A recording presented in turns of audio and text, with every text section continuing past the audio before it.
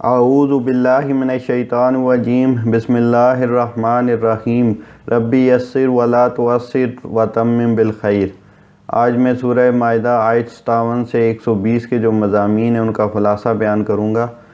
سورہ مائدہ آیت 57 سے 71 میں مسلمانوں کو اہل کتاب کے حوالے سے نصیحتیں ہیں، ان کے مزید جرائم کا ذکر ہے اور ایک دفعہ پھر نفاذ دین کی پرزور تاکید ہے۔ فرمایا، اے مسلمانوں، ان کافروں اور اہل کتاب کی طرح نہ ہو جانا جنہوں نے اللہ کے دین کو ہنسی اور کھیل بنا رکھا ہے، اور اللہ سے ڈرتے رہو اگر تم ایمان والے ہو تو۔ پھر کفار اور مشرکین کا طرز عمل نماز کے حوالے سے بیان ہوا ہے کہ وہ نماز کے بارے میں ہنسی مذاق کرتے ہیں۔ پھر اہل کتاب سے خطاب ہے کہ تم اسلام کی مخالفت کیوں کر رہے ہو، صرف اس لیے کہ جو مسلمان ہیں وہ سابقہ اور موجودہ سب کتابوں کو مانتے ہیں۔ پھر نافرمانوں پر اللہ کی لعنت اور عذاب کا بیان ہے کہ ان میں سے بعض کو بندر اور سور بنا دیا گیا تھا۔ پھر یہودیوں کے بارے میں بیان ہے کہ یہ کہتے ہیں کہ ہم ایمان لے آئے، حالانکہ وہ کفر لیے ہوئے آئے تھے اور اسی حالت میں واپس چلے گئے، اور اللہ جانتا ہے کہ جو یہ اپنے دلوں میں چھپا رکھتے ہیں۔ پھر اہل کتاب کے درویش اور علماء سے خطاب ہے کہ تم لوگ امر بالمعروف اور نہی عن المنکر کیوں نہیں کرتے۔ پھر یہود نے ایک بات کی تھی کہ اللہ کے ہاتھ بندھے ہوئے ہیں، تو اس پر اللہ نے فرمایا کہ لعنت ہو یہودیوں پر، کیونکہ اللہ کے ہاتھ تو کھلے ہوئے ہیں، اور اس طرح یہ کلام جو اللہ نے نازل کیا ہے، اس طرح یہ کلام جو ہے کئی لوگوں کے کفر میں اضافے کا باعث بنتا ہے، کیونکہ یہ لوگ اس کلام کی غلط تعبیر کرتے ہیں۔ اور پھر یہودیوں اور عیسائیوں کے بارے میں فرمایا کہ اللہ نے قیامت تک کے لیے ان کے دلوں میں ایک دوسرے کا بغض اور دشمنی رکھ دی ہے۔ اور پھر فرمایا کہ اگر یہ اہل کتاب ایمان لاتے اور تقوی کی روش اختیار کرتے تو ہم ضرور ان کی برائیاں دور کر دیتے اور انہیں جنت میں ٹھکانہ عطا فرماتے۔ اور اگر وہ واقعی تورات اور انجیل کو قائم رکھتے اور جو بھی ان کی طرف بھیجا گیا ہے تو وہ اپنے اوپر سے بھی اور نیچے سے بھی رزق کھاتے۔ اور ان یہودیوں میں اور عیسائیوں میں درمیانی روش پر بھی کچھ لوگ ہیں، لیکن ان کی جو اکثریت ہے وہ برائی پر ہی گامزن ہے۔ پھر آیت نمبر 67 میں فرمایا، یا ایھا الرسول بلغ ما انزل الیک من ربک وان لم تفعل فما بلغت رسالتہ۔ اے رسول، پہنچا دے جو تجھ پر اترا تیرے رب کی طرف سے، اور اگر ایسا نہ کیا تو نے کچھ نہ پہنچایا اس کا پیغام۔ اس میں نبی پاک علیہ السلام کو فرمایا گیا کہ اللہ کا پیغام کھول کھول کر پہنچا دیں، جو بھی اللہ کی طرف سے آپ کی طرف بھیجا گیا ہے، اور اگر آپ نے ایسا نہ کیا تو آپ صلی اللہ علیہ وسلم نے رسالت کا حق ادا نہیں کیا۔ پھر اہل کتاب سے فرمایا کہ اے اہل کتاب، تم کسی بھی شے پہ نہیں ہو، یعنی تمہاری کوئی بنیاد نہیں ہے اس وقت تک کہ تم تورات اور انجیل کو اور جو بھی تم پر نازل ہوا ہے اس پر قائم نہ اپنے دین کو اور اپنے معاملات کو اس کے مطابق نہ کر لو۔ پھر آیت نمبر 69 میں فرمایا، ان الذین آمنوا والذین ھادوا والصابئون والنصارى من آمن باللہ والیوم الآخر وعمل صالحا فلا خوف علیہم ولا هم یحزنون۔ بے شک جو مسلمان ہیں اور جو یہودی ہیں اور فرقہ صابی اور نصارہ، جو کوئی ایمان لائیں اللہ پر اور روز قیامت پر اور عمل کریں نیک، نہ ان پر ڈر ہے اور نہ وہ غمگین ہوں گے۔ اب اس کی جو بے شک اہل ایمان اور جو اپنے اپنے وقتوں میں یہودی، صابی اور نصارہ تھے، جو اللہ پر ایمان لائے، آخرت پر ایمان لائے، اور جنہوں نے نیک اعمال کیے اور اس وقت کے نبی پر بھی وہ ایمان لائے، تو ان پر کوئی غم اور کوئی پریشانی اور حزن نہیں ہوگا۔ تو اس سے یہ بھی ثابت ہوا کہ ایمان باللہ کے ساتھ ساتھ، اللہ پر ایمان کے ساتھ ساتھ ایمان بھی رسالت بھی ضروری ہے۔ پھر اللہ تعالیٰ نے فرمایا کہ ہم نے بنی اسرائیل سے عہد لیا اور ان میں رسول بھیجے، تو جب بھی ان پر کوئی رسول آیا تو جو احکام ان کی مرضی کے خلاف ہوتے تھے تو وہ ان کا انکار کر دیتے تھے، اور بعض انبیاء کو وہ جھٹلاتے تھے اور بعض کو قتل کر دیتے تھے۔ پھر آگے سورہ مائدہ آیت 72 سے 86 تک نصارہ کے غلط نظریات کا رد، یہود کی باطل روش کا ذکر اور اہل کتاب کے دین میں غلو کرنے کا ذکر ہے۔ فرمایا کہ وہ لوگ کافر ہو گئے جنہوں نے کہا کہ عیسیٰ ابن مریم ہی اللہ ہیں۔ یہ عیسائیوں کا شرک تھا، ایک یعقوبی فرقہ تھا جو حضرت عیسیٰ علیہ السلام کو ہی خدا مانتا تھا، حالانکہ حضرت عیسیٰ علیہ السلام نے تو انہیں یہی کہا تھا کہ اللہ کی بندگی کرو جو میرا بھی رب ہے اور تمہارا بھی رب ہے، بے شک جو شرک کرتا ہے وہ اپنے اوپر جنت کو حرام کر لیتا ہے اور اس کا ٹھکانہ آگ ہوتا ہے۔ پھر آیت 73 میں عیسائیوں کے عقیدہ تثلیت کا رد ہے کہ وہ لوگ بھی کافر ہیں جنہوں نے کہا کہ اللہ تین میں تیسرا ہے، حالانکہ اللہ صرف ایک واحد ہے، اور اگر یہ اپنے اس عقیدے سے باز نہ آئے تو ان پر اللہ کی طرف سے شدید عذاب آئے گا۔ آیت نمبر 74 میں پھر فرمایا کہ وہ اپنے ان جو عقائد سے توبہ کیوں نہیں کرتے تاکہ اللہ ان کو معاف فرما دے۔ پھر فرمایا کہ عیسیٰ ابن مریم ایک رسول ہی ہیں اور ان سے پہلے بھی بہت سے رسول گزر چکے ہیں، اور ان کی والدہ جو ہیں وہ صدیقہ تھیں، اور وہ دونوں انسان تھے کیونکہ دونوں جو ہے کھانا کھایا کرتے تھے۔ پھر غیر اللہ کی عبادت کی نفی کی گئی ہے۔ پھر اہل کتاب سے فرمایا کہ دین میں غلو مت کرو اور ان لوگوں کی پیروی نہ کرو، یعنی کہ یونانی فلاسفہ کی، جو خود بھی گمراہ تھے اور انہوں نے بہت سے لوگوں کو گمراہ پہلے بھی کیا ہے۔ انسائکلوپیڈیا برٹانیکا کے 14ویں ایڈیشن میں یسوع مسیح جیسس کرائسٹ کے عنوان پر اس نے جو طویل مضمون لکھا ہے، میں ریورینڈ چارلس اینڈرسن اسکاٹ کہتا ہے، پہلی 3 انجیلوں متی، مرکز، لوکا میں کوئی چیز ایسی نہیں ہے جس سے یہ گمان کیا جا سکتا ہو کہ ان انجیلوں کے لکھنے والے یسوع کو انسان کے سوا کچھ اور سمجھتے تھے۔ پھر یہی مصنف لکھتے ہیں کہ وہ سینٹ پال تھا جس نے اعلان کیا کہ واقع رفع کے وقت اسی فعل رفع کے ذریعے سے یسوع پورے اختیارات کے ساتھ ابن اللہ کے مرتبے پر اعلانیہ فائز کیا گیا۔ یہ ابن اللہ کا لفظ یقینی طور پر ذاتی ابنیت کی طرف ایک اشارہ اپنے اندر رکھتا ہے، جسے پال نے دوسری جگہ یسوع کو خدا کا اپنا بیٹا کہہ کر صاف کر دیا ہے۔ اس امر کا فیصلہ اب نہیں کیا جا سکتا کہ آیا وہ ابتدائی عیسائیوں کا گروہ تھا یا پال جس نے مسیح کے لیے خداوند کا خطاب اصل مذہبی معنی میں استعمال کیا۔ شاید یہ فعل مقدم و ذکر گروہ کا ہو، لیکن بلا شبہ وہ پال تھا جس نے اس خطاب کو پورے معنی میں بولنا شروع کیا، پھر اپنے مدعا کو اس طرح اور بھی زیادہ واضح کر دیا کہ خداوند یسوع مسیح کی طرف بہت سے وہ تصورات اور اصطلاحی الفاظ منتقل کر دیے جو قدیم کتب مقدسہ میں خداوند یہوہ اللہ تعالیٰ کے لیے مخصوص تھے۔ اس کے ساتھ ہی اس نے مسیح کو خدا کی دانش اور خدا کی عظمت کے مساوی قرار دیا اور اسے مطلق معنی میں خدا کا بیٹا ٹھہرایا۔ تاہم متعدد حیثیات اور پہلوؤں سے مسیح کو خدا کے برابر کر دینے کے باوجود پال اس کو قطعی طور پر اللہ کہنے سے باز رہا۔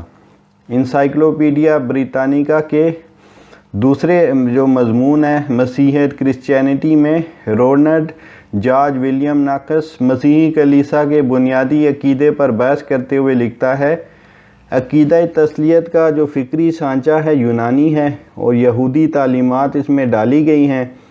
اس لحاظ سے یہ ہمارے لیے ایک عجیب قسم کا مرکب ہے، مذہبی خیالات بائبل کے اور دھلے ہوئے ایک اجنبی فلسفے کی صورتوں میں۔ باپ، بیٹا اور روح القدس کی اصطلاحیں یہودی ذرائع کی بہم پہنچائی ہوئی ہیں۔ آخری اصطلاح اگرچہ خود یسوع نے شاذ و نادر ہی کبھی استعمال کی تھی، اور پال نے بھی جو اس کو استعمال کیا اس کا مفہوم بالکل غیر واضح تھا، تاہم یہودی لٹریچر میں یہ لفظ شخصیت اختیار کرنے کے قریب پہنچ چکا تھا۔ پس اس عقیدے کا مواد یہودی ہے۔ اگرچہ اس مرکب میں شامل ہونے سے پہلے وہ بھی یونانی اثرات سے مغلوب ہو چکا تھا اور مسئلہ خالص یونانی۔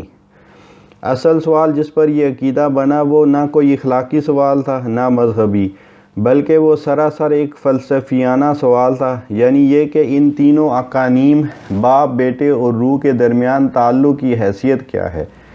کلیسا نے اس کا جو جواب دیا وہ اس عقیدے میں درج ہے جو نیقیہ کی کونسل میں مقرر کیا گیا تھا، اور اسے دیکھنے سے صاف معلوم ہوتا ہے کہ وہ اپنی تمام خصوصیات میں بالکل یونانی فکر کا نمونہ ہے۔ انسائکلوپیڈیا بریٹانیکا کے ایک اور مضمون تاریخ کلیسا چرچ ہسٹری کی یہ عبارت بھی قابل ملاحظہ ہے۔ 3 صدی عیسوی کے خاتمے سے پہلے مسیح کو عام طور پر کلام کا جسدی ظہور تو مان لیا گیا تھا، تاہم بکثرت عیسائی ایسے تھے جو مسیح کی الوہیت کے قائل نہ تھے۔ 4 صدی میں اس مسئلے پر سخت بحثیں چھڑی ہوئی تھیں جن سے کلیسا کی بنیادیں ہل گئی تھیں۔ آخر کار سن 325 عیسوی میں نیقیہ موجودہ ترکی کی کونسل نے الوہیت مسیح کو باضابطہ سرکاری طور پر اصل مسیحی عقیدہ قرار دیا اور مخصوص الفاظ میں اسے مرتب کر دیا۔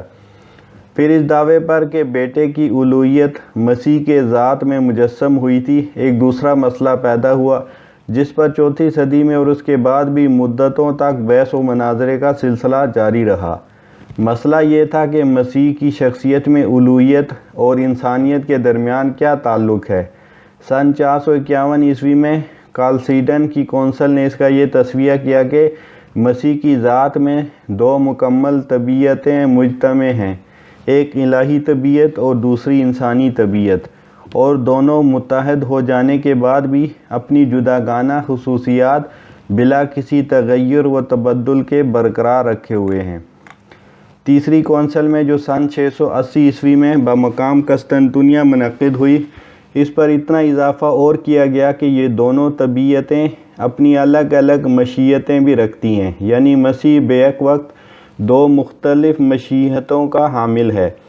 اس دوران میں مغربی کلیسا نے گناہ اور فضل کے مسئلے پر بھی خاص توجہ کی، اور یہ سوال مدتوں زیر بحث رہا کہ نجات کے معاملے میں خدا کا کام کیا ہے اور بندے کا کام کیا ہے۔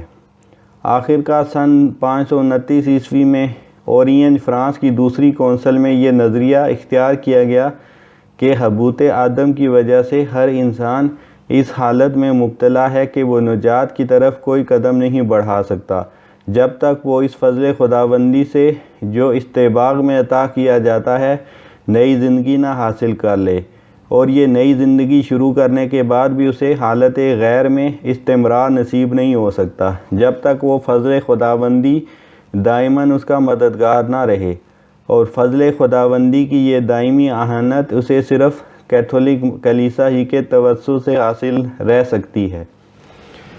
پھر فرمایا بنی اسرائیل کے کافروں پر عیسیٰ ابن مریم اور داؤد علیہ السلام کی زبانی لعنت کی گئی ہے اس لیے کہ انہوں نے نافرمانی کی اور حد سے گزر گئے۔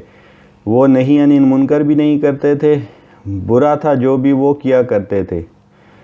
اب یہودیوں کی مشرکین کے ساتھ دوستی پر اللہ ان سے ناراض ہوا اور ان کے لیے ہمیشہ کا عذاب ہوگا۔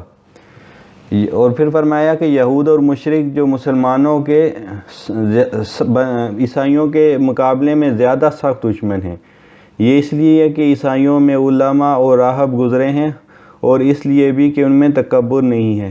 یہ اس زمانے کے عیسائیوں کے بارے میں کہا جا رہا ہے، کیونکہ آج کل کے جو عیسائی ہیں وہ ایسے نہیں ہیں، نہ ان میں علماء ہیں نہ راہب ہیں، اور تکبر بھی ان میں پایا جاتا ہے، اور عیسائیوں کی جو اکثریت ہے وہ زائونسٹ ہو چکے ہیں۔ پھر آیت نمبر 83 میں عیسائی وفد کا ذکر آیا جو مدینہ آیا، اور جب انہوں نے قرآن سنا تو ان کی آنکھوں سے آنسو بہہ نکلے۔ اب یہ قصہ ہے کہ نجاشی نے کچھ اپنے سردار نبی پاک علیہ السلام کی خدمت میں حاضری کے لیے بھیجے تھے۔ نبی پاک علیہ السلام نے انہیں قرآن پاک سنایا تو بے اختیار ان کی آنکھوں سے آنسو جاری ہو گئے اور وہ مسلمان ہو گئے۔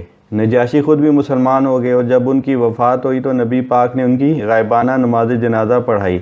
بخاری شریف میں یہ واقعہ موجود ہے۔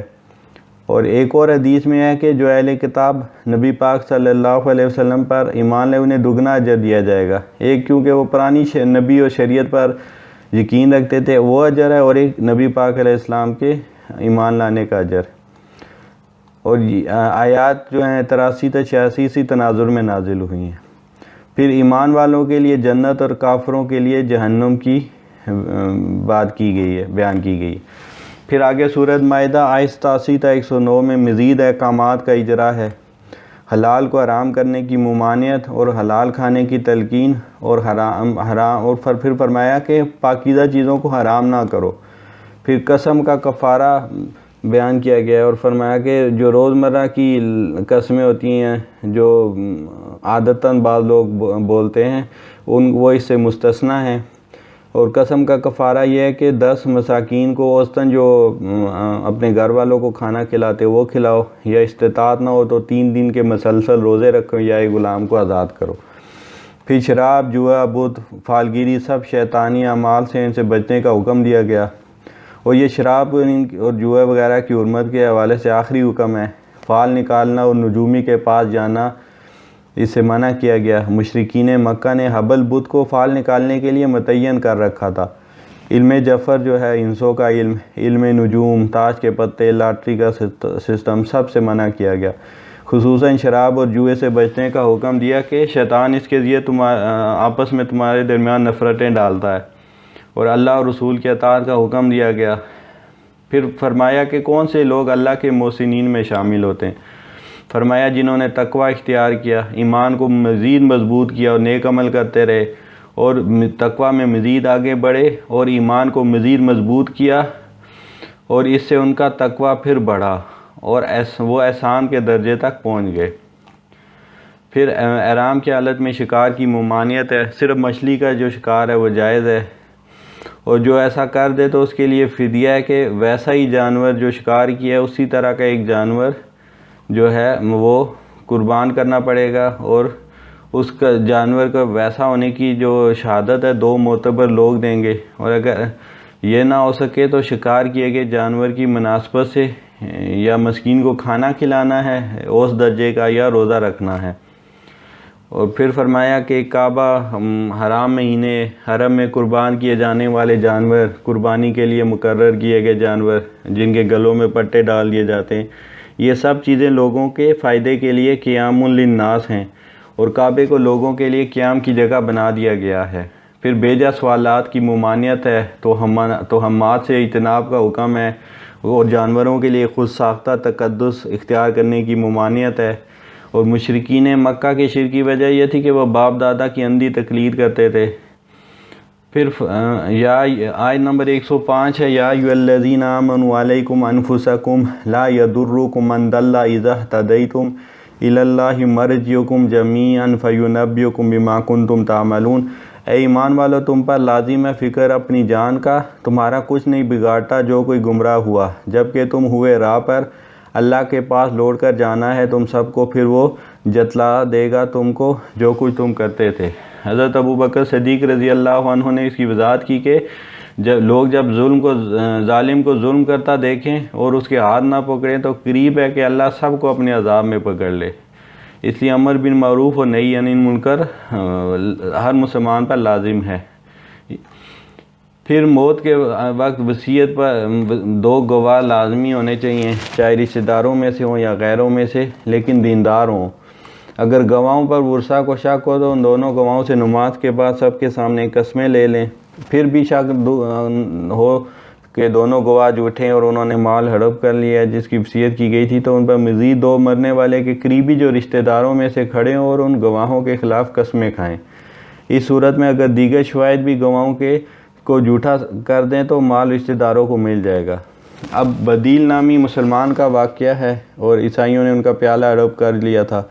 سفر کے دوران ان کی طبیعت خراب ہو گئی اور انہوں نے 2 عیسائیوں ان کے ساتھ مسلمان کوئی نہیں تھا، انہوں نے ان دونوں کو گواہ بنایا کہ میرا مال جو ہے میرے اہل خانہ تک پہنچا دے. پھر انہوں نے چپکے سے ایک لسٹ بنائی اور اس سامان میں رکھ دی، ان دونوں کو نہیں بتایا. اب ان دونوں نے ایک پیالہ اس میں سے نکال لیا. جب انہوں نے مال ورثہ کے حوالے کیا، انہوں نے جب چیک کیا لسٹ سے تو اس میں پیالہ نہیں تھا. اب ورثہ نے ان سے پہلے پوچھا کہ وہ پیالہ انہوں نے آپ کو فروخت کر دیا تھا؟ انہوں نے کہا نہیں۔ تو پھر وارثوں نے پیالے کی چوری کا ان پر الزام لگایا، اور اس کیس میں وہ پیالہ ورثہ کو مل گیا، کیونکہ ان دونوں کے پاس کوئی ثبوت نہیں تھا کہ وہ پیالہ انہوں نے اس مسلمان سے خرید لیا تھا۔ پھر سورہ مائدہ آیت 109 سے 120، عیسیٰ علیہ السلام پہ اللہ کے انعامات، ان کے حواریوں کا ایک عام واقعہ، روز محشر ان سے ہونے والی باز پوچھ کا بیان، اور عیسائیوں کے باطل عقائد کی تردید، اور سورت کا اختتام۔ جس دن اللہ سب انبیاء اور رسل کو جمع کرے گا اور پوچھے گا کہ ان کو کیا جواب ملا تھا ان کی قوم کی طرف سے، تو وہ فرمائیں گے کہ ہمیں نہیں معلوم، اور تو ہی غیب کا علم جانتا ہے۔ قرآن پاک کا یہ بہت اہم مقام ہے۔ حضرت عیسیٰ علیہ السلام سے اللہ تعالیٰ قیامت کے دن جو سوال جواب کریں گے اس کا بیان ہے۔ جب عیسیٰ سے کہا جائے گا یاد کرو جو میری نعمت تم پر اور تمہاری ماں پر ہوئی تھی، اور جب میں نے روح القدس سے تمہاری مدد کی تھی، تم لوگوں سے ماں کی گود اور ڈیر عمر میں کلام کیا کرتے تھے، اور میں نے تمہیں کتاب و حکمت اور تورات و انجیل سکھائی تھی، اور جب تم میرے اذن سے معجزات دکھاتے تھے، اور جب حواریوں کے دل میں ہم نے ڈالا تھا کہ وہ تم پر ایمان لے آئیں۔ اور وہ واقعہ بھی یاد کرو جب حواریوں نے آسمان سے ایک دسترخوان کو اترنے کی فرمائش کی تھی، لیکن اس پر ان سے کہا گیا کہ اگر اس معجزے کو دیکھنے کے بعد بھی کوئی ایمان نہ لایا تو انہیں ایسی سزا ملے گی جو اس سے پہلے کسی کو نہیں ملی تھی۔ پھر حضرت عیسیٰ علیہ السلام اور نے آسمانی دسترخوان کے لیے دعا کی، لیکن پھر جب اللہ نے یہ جواب آیا کہ جو اس کے بعد نہیں مانے گا اس پر سخت عذاب دوں گا، تو اکثر مفسرین کے نزدیک اللہ تعالیٰ کی اس تنبیہ کے بعد کہ معجزہ دیکھنے کے بعد انکار کرنے والوں کو ایسا عذاب دوں گا جو اس سے پہلے کسی قوم پر نازل نہیں ہوا ہوگا۔ تو حضرت عیسیٰ علیہ السلام اور ان کے حواریوں نے اس معجزے کا مطالبہ ترک کر دیا تھا۔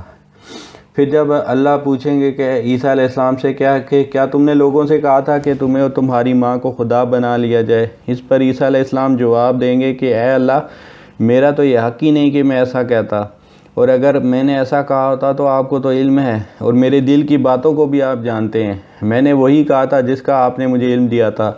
پھر جب میں اٹھا لیا گیا تو آپ بھی ان پر گواہ ہیں کہ وہ کیا کیا کرتے تھے۔ آیت 118 میں انہوں نے اللہ سے دعا کی، ان تعذبہم فإنہم عبادک وإن تغفر لہم فإنک انت العزیز الحکیم۔ اگر تو ان کو عذاب دے تو وہ بندے ہیں تیرے، اور اگر تو ان کو معاف کر دے تو تو ہی ہے زبردست حکمت والا۔